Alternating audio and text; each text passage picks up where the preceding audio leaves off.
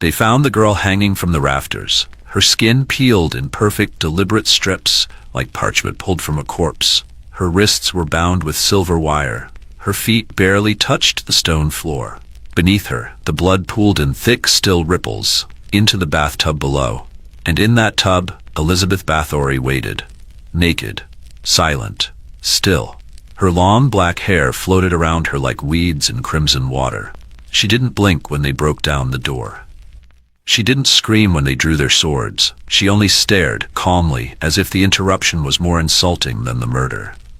The soldiers behind them hesitated, not because they pitied her, but because of what they had already seen. 4 other girls, all dead.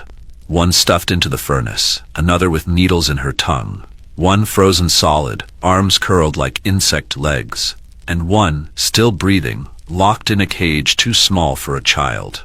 The room stank of iron, fat, and rotting hair. They were told to arrest a countess. What they found was a butcher. It was 1609, and by the time the torches were lit, the whispers were screaming. Over 80 girls missing.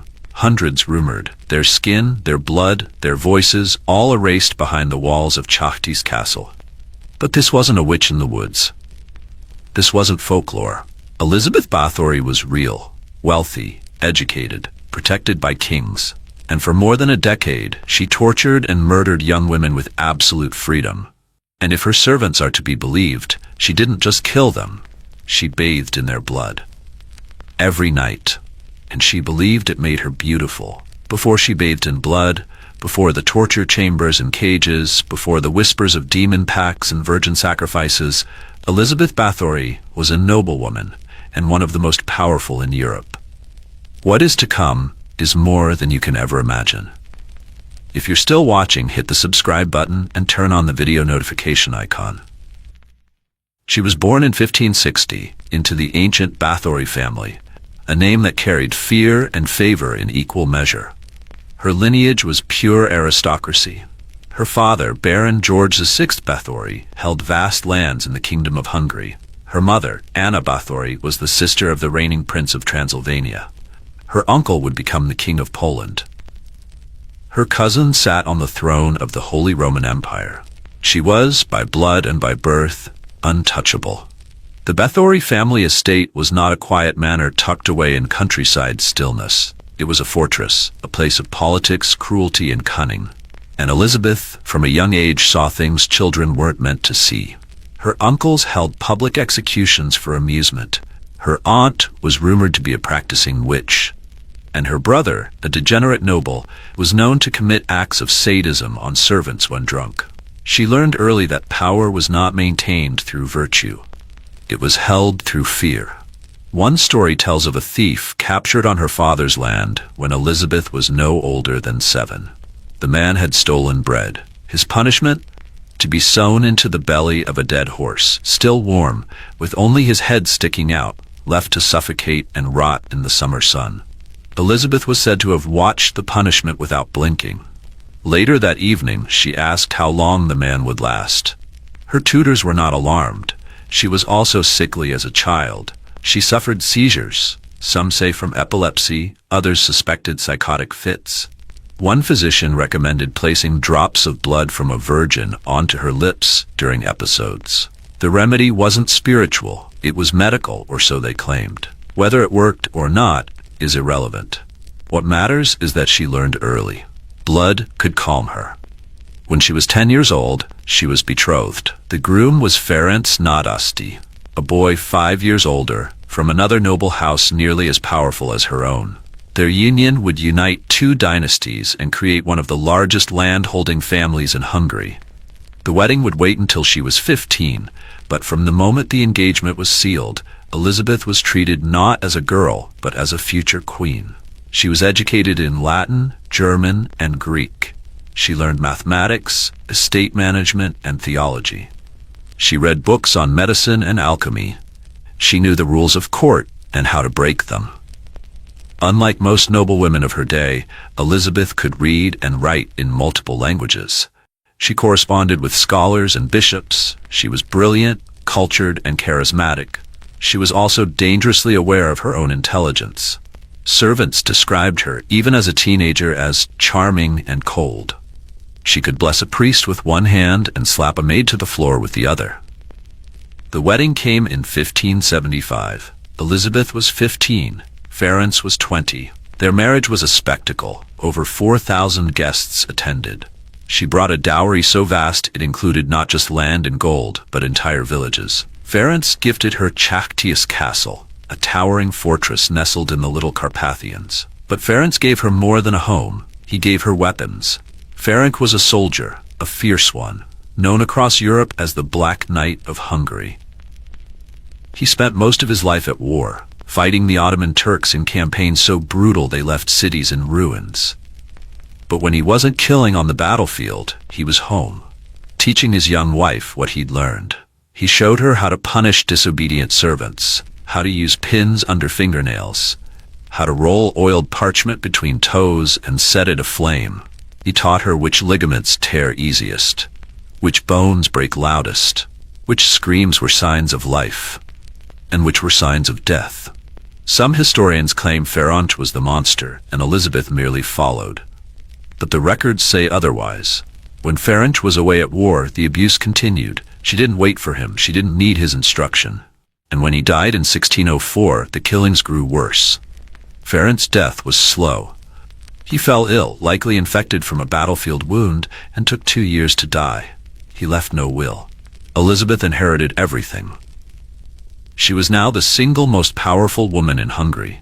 She had estates, castles, villages, a network of servants, guards, and midwives. She had money to buy silence, and a reputation so elite few dared speak her name in anger. And so, with no husband and no oversight, she ruled Chakti's castle with absolute freedom. What followed were 10 years of blood. The first girls came from the villages, peasant girls, poor, promised work in the castle, maids, kitchen hands, seamstresses. Most were 14, some were younger. They entered the castle. They were never seen again. Rumors spread. But what could anyone do? Elizabeth was nobility. Complaints were ignored. Mothers were silenced, and still the girls kept disappearing.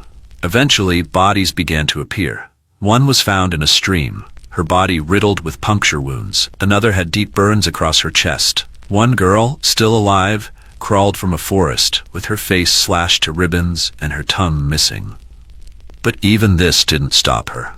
By now, Elizabeth had constructed an inner circle. Loyal servants who helped her capture, torture, and dispose of the girls. Some acted out of fear, others enjoyed it. Her wet nurse, Ilona Jo, was said to be one of the cruelest. Another maid, Dorothea Sentes, was rumored to bite victims alongside the countess, like wolves at a feast. They lured girls with promises of coin, locked them in the cellar, stripped them, chained them, and began the rituals. Some girls were cut slowly, bled into bowls. Others were hung upside down and drained like livestock. Some were beaten with spiked clubs until their skin split open like fruit. And at the center of it all was Elizabeth, not a cackling witch, not a lunatic screaming into the dark, but a calm, intelligent woman recording every injury with cold fascination. She was no longer just punishing disobedient servants. She was hunting beauty. She believed, or claimed to believe, that blood preserved youth, that the blood of young virgins especially could keep her skin smooth, her body fresh. She began bathing in it, not metaphorically, literally. Buckets were filled, tubs were drawn, girls were selected and sacrificed. The legend says it began when a servant girl accidentally pulled Elizabeth's hair while brushing it. Enraged, the countess struck the girl so hard blood splattered across her hand. Later that night, she noticed her skin where the blood had landed appeared smoother, more youthful. It's a legend. But in Elizabeth's world, legends had consequences, because from that point on, the killings became ritual. At first, it was one girl a month, then one a week.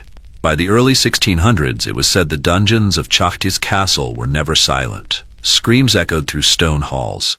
The snow outside was often stained pink. And Elizabeth Báthory, the most powerful woman in Hungary, was killing with the routine of a farmer gathering wheat. She created a ritual room beneath the castle. It had a drain in the center and hooks along the walls. Girls were hung by their ankles, throats slit with golden knives. Elizabeth would stand naked beneath them, arms out, letting the blood splash her face, her chest, her open palms. She called it the gift of youth. Servants testified later that she would emerge from the room glowing, not with joy, but with satisfaction, like hunger after a meal. And she was always hungry. Girls were now being captured from farther away. Her inner circle, Ilona Yo, Dorotea Sentes, and a local man named Fixco, began delivering girls from distant villages, even outside of Hungarian lands. Some were drugged, others were promised marriage contracts. Most never made it past the castle gates alive. Bodies were buried in shallow graves around the castle. Some were burned in the furnace. Others, mutilated beyond recognition, were thrown into streams. No one stopped her, because no one could. Elizabeth was not a shadowy figure in a hut. She was royalty. She had dinner with bishops, she hosted festivals, she donated to churches, and her influence was so vast that if a family complained, the church would pay them to stay silent. Those who didn't stay silent vanished. Some rooms were designated for experimentation. One was called the needle chamber. Girls were stripped and tied to wooden chairs. Elizabeth would insert long silver needles into their fingernails, their lips, the soles of their feet. If they cried, more needles. If they passed out, they were revived, and it would begin again. In winter, she would send naked girls into the snow, order them to roll until their skin split, then pour buckets of cold water over them until they froze in place. One servant recalled seeing a girl turned into a statue, her hands raised as if in prayer, her eyes wide with frozen terror. Elizabeth would walk past the body and say, "Lovely posture." Some girls were smeared with honey and tied to trees in summer to be eaten alive by insects. Others were cut, then forced to bathe in salt water. One was reportedly forced to eat strips of her own skin. By now, Elizabeth no longer needed to invent reasons. A cough, a clumsy step, a crooked stitch in a dress, any excuse could end in torture. And it wasn't just peasants anymore. She began targeting noble girls. The shift was subtle, but deliberate. When Elizabeth noticed that local families had stopped sending peasant girls to her castle, she began offering to educate noble daughters. She opened what she called a finishing school, a place where young aristocratic girls could learn manners, needlework, and music. They arrived in fine carriages. They were greeted with songs. Within weeks, they were dying in the same rooms as the peasants. One girl was found with branding marks across her stomach, symbols no one could decipher. Another had her tongue nailed to the floor. One noble daughter tried to escape by jumping from the castle tower. She broke her legs and was dragged back inside, never seen again. The noble class began to notice, but even then, they hesitated. Accusing a Báthory meant accusing the crown, and Elizabeth was still protected, still untouchable, until she went too far. By 1607, Elizabeth's methods turned darker, more deranged. She began starving groups of girls in locked rooms. Then she would throw in a single loaf of bread. The girls were forced to fight. One girl was said to have torn another's throat out with her teeth. Elizabeth watched from behind a slit in the wall. She began forcing prisoners to eat pieces of one another, not to kill them, but to humiliate them. One girl, still alive during the later investigation, testified that she had been ordered to chew and swallow a strip of flesh cut from her friend's thigh. When she refused, Elizabeth used red-hot tongs to sear her lips and force the meat into her mouth. Another girl was sewn inside the corpse of a dead horse and left to suffocate. By now, the body count was well over 100. But still, no intervention. Because Elizabeth Báthory had money, and money, in her world, meant truth could be bought. Priests had long been aware something was wrong. They had performed too many quiet funerals. They'd seen too many broken, burned girls disappear into unmarked graves. But Elizabeth was a generous donor. She paid for church renovations. She sent gifts to abbots. She kissed the rings of bishops, and they kissed her hand in return. One clergyman wrote that Elizabeth had donated more gold to the church than any nobleman alive. So they turned their eyes and kept their silence. Letters were burned, witnesses dismissed. But her brutality escalated, and one day, Even the bishops couldn't look away. A noble family, the Toths, sent their daughter to Elizabeth's court. Within 3 weeks, she was dead. Her body was returned in a sealed box. The family broke it open and found her face caved in, her fingernails missing, and her torso riddled with bite marks. They did not stay silent. They went to the King of Hungary.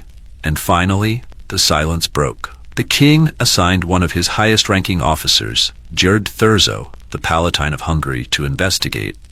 Thurzo had known Elizabeth for years. They had dined together. But he did not hesitate. He gathered testimony from over 300 witnesses, villagers, surviving maids, even nobles. Their accounts aligned in terrifying detail.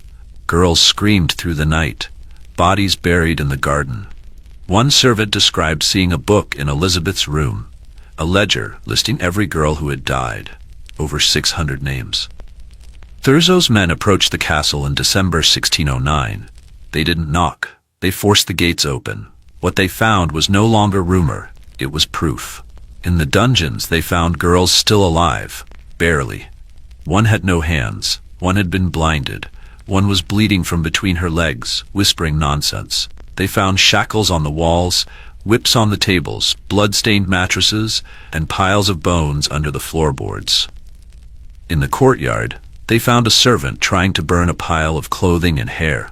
In the garden, freshly dug soil gave way to bodies, arms crossed, mouths open, eyes missing. Elizabeth was arrested in her chamber. She did not resist. She did not plead. She looked at Thurzo and asked, calmly, "Do you know what happens when a woman lives too long without fear?" He didn't answer. He didn't need to, because he'd seen the answer in every corner of her castle. The arrest of Countess Elizabeth Báthory sent shockwaves across Hungary, not because a noblewoman had been accused of murder, but because they finally had enough proof to stop her. And yet, even in chains, she remained dangerous. Thurzo knew that a public trial could fracture the aristocracy. If nobles saw one of their own dragged through the streets, it might encourage uprisings, or worse, closer inspections into the crimes of others. So while the king wanted blood, Thurzo wanted containment. At first, they considered a quiet exile. Let her live in a convent. Disappear. But when news of the raid leaked, when villagers heard about the bodies, the blood, the crippled girls in the dungeon, silence was no longer an option. Still, they couldn't touch Elizabeth directly, so they started with her circle. Ilona Joe, Dorothea Sentes, Fixco, and a woman named Katerina, Elizabeth's most loyal servants, were all arrested. They were interrogated for weeks. Some say they were tortured. Others say they confessed willingly. But what they admitted shocked even the investigators. Ilona described Elizabeth's bathing rituals, how the girls were hung upside down and sliced open at the neck, their blood collected in silver basins. Dorothea explained how Elizabeth had kept detailed notes, not just on the girls' names, but on how their blood tasted. Katerina spoke of secret rooms built behind mirrors. Fitzko, the only male servant, admitted to disposing of over 50 bodies. One testimony claimed Elizabeth once baked a cake using the blood of a virgin girl and served it to visiting nobles. It was clear this was no rumor. This was not hysteria. This was premeditated mass murder. And so the court prepared the executions. Ilona Joe and Dorothea Sentes were both sentenced to have their fingers torn out with iron tongs, the same punishment they had inflicted on so many victims. Then they were burned alive. Katerina, considered the least complicit, was imprisoned for life. Fichko was beheaded and his body thrown into a ditch. But Elizabeth? She wasn't touched. Not a hair on her head.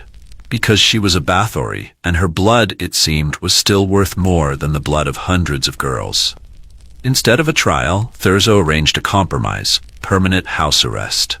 In 1610, Elizabeth Báthory was bricked into her own bedroom inside Chachtis castle. The door was sealed with stone and mortar. Only a small slot remained, just wide enough to pass food and water. She would never leave that room again. She was 50 years old.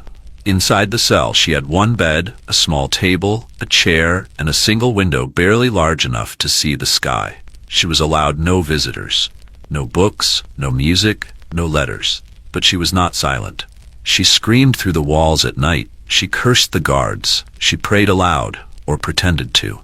One maid reported hearing Elizabeth whisper, "Let me drink, I'll be young again." Sometimes guards heard her talking to someone who didn't answer. Other times she was heard laughing for hours. Some say she scratched the names of her victims into the stone wall with her fingernails. Others claim she refused to speak at all for weeks, lying naked on the floor, muttering that her skin was rotting too fast. The noblewoman who had dined with kings now rotted in a room she had once used for punishment. And no one, not even her remaining family, came to her defense. She died in 1614. The guards reported that for 2 days she stopped responding to food through the wall slot. When they broke the seal, they found her curled in the corner, stiff, gray, and wide-eyed. She left no final words, no confession, no remorse, and no grave. Her body was buried in secret, likely near the castle, but over the years the exact location was lost. Some say she was exhumed and moved. Others believe the villagers destroyed her body, scattering the bones to keep her spirit from rising. Either way, the earth did not keep her memory buried. What followed was not mourning, but silence. The Hungarian crown quickly worked to suppress the details. The church issued a statement condemning her, but downplayed the body count. Some records were sealed, others destroyed, and still the stories spread. Whispers of hundreds of girls tortured, drained, buried. A ledger with over 600 names. A castle where the walls bled. For centuries, Elizabeth Báthory was called a witch, a vampire, a monster. Some claimed she made deals with the devil. Others insisted she was a scapegoat, a noblewoman punished for being too powerful, too wealthy, too female. But her servants' testimonies survived, and so did the bodies. Historians remain divided. Some argue that Báthory was the victim of a political conspiracy, that the accusations were exaggerated to strip her of land and power. They point to the lack of formal trial, the inconsistencies in the timeline, the potential motivations of Thurzo and others who profited from her downfall. But against this are the survivors, the girls who lived to tell their stories, the families who identified the mutilated corpses, the architectural evidence inside Chachtici, the secret rooms, the torture devices, the ledgers with names and injuries recorded in Elizabeth's hand. There is no doubt that something monstrous happened in that castle, and the monster's name was Elizabeth. Elizabeth Báthory has been called the most prolific female serial killer in history. Her alleged death toll, over 600 victims, surpasses nearly all recorded cases. She inspired folklore in every direction. Vampires who bathe in virgin blood, noblewomen who feed on beauty, haunted castles echoing with the screams of girls and sprite. Her story helped shape the Dracula myth, and centuries later, authors and filmmakers continue to resurrect her image, seductive, violent, immortal. But the real horror lies not in the legends. It lies in the fact that she got away with it. For more than a decade, Elizabeth Báthory killed with impunity. Not in secret, but in plain sight. Because she had money, because she had a name, because the church looked away. Because society decided that the deaths of poor girls were not enough to disturb the peace of the powerful. And that, more than the blood, more than the mutilation, is what makes her legacy terrifying. She was not the only noble to torture. She was not the only woman to kill. But she may be the only one who turned murder into ritual and was nearly protected by history itself. History called her a legend. Elizabeth Báthory, the Blood Countess, the Lady Dracula, the woman who bathed in virgin blood to preserve her beauty. Her story has passed through centuries like a dark fairy tale, retold in whispers, in novels, in horror films. But unlike fairy tales, this one left bodies. She did not live in a crooked hut in the woods. She lived in a castle built on stone and gold. She didn't stalk the night. She hosted banquets. She signed royal decrees. She killed in the morning and prayed by candlelight at dusk. She was not some disfigured beast. She was educated, brilliant, sophisticated, and she may have murdered more women than Jack the Ripper, Ted Bundy, and the Zodiac Killer combined. And yet, she was never put on trial, never tortured, never beheaded. She died behind walls built to protect her, not punish her. Because Elizabeth Báthory didn't just bathe in blood. She bathed in power. And power, real, unshakable power, is a better shield than any sword. Her crimes were not supernatural. They were systemic. They happened not in darkness, but in daylight. Not by accident, but by design. And the world let her. For years. Because she was rich, because she was noble, because she was untouchable. But she wasn't the only one. She was just the one who got caught. There were others. Kings who fed their enemies to rats, emperors who crushed skulls for sport, queens who watched their own children burn and did nothing but smile. Elizabeth was one of many. And if her story makes you uncomfortable, it should. Because the most frightening monsters in history did not come from nightmares. They came from palaces. If you thought this was horrifying, wait until you meet the king who made a throne out of human skulls and built an empire on blood.